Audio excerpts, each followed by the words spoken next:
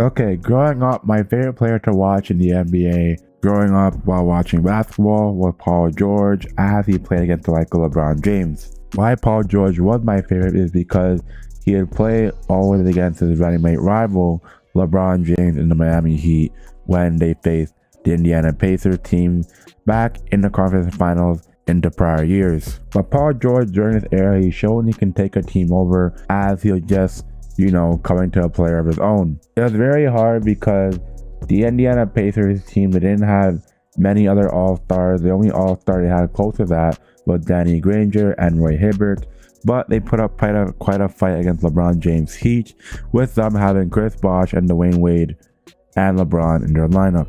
And Paul George's career gave you 20 points, 6 rebounds, 3 assists, and shot 43% and 38% from the field, with a free throw percent on 85%. But yeah, Paul George back in the 2010s, he basically took over. He had an Indiana Pacers team to himself, and he had a great start to his career, and he would be starting averages of 7 points per game and worked his way down to almost 21 points a game, and he was out a bit, but this then led to him playing for Oklahoma City, where he wouldn't really be in the same page of his career, as he was playing alongside players like Russell Westbrook and others, and then going to the Clippers playing with Kawhi Leonard. So the numbers are still the same, but he's not really a superstar we know him back to the 2010s.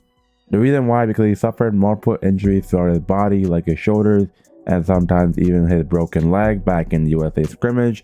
There's so much more to talk about when it comes to Paul George, but it just goes on and on to where his career could have been and how he just stayed loyal to Indiana, but he had to go elsewhere and spending his 4 and 2 other seasons in Oklahoma and LA.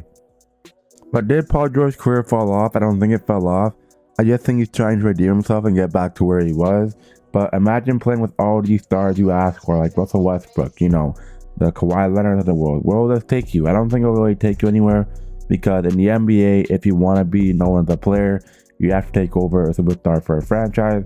And just look at what Kawhi did back in 2019. He led the Raptors team to a championship, and Paul George, he hadn't had any trajectory of his own. But that's just my thoughts on Paul George and watch him grow up as a young boy, to just watch him now as a player to where standards aren't even the same or close, but they're still there as he's a great player. He has his own podcast and such, and just does work with his own. But if y'all are new, like the video, and let's leave a like goal of 10 likes. If y'all can hit that, that'll be great.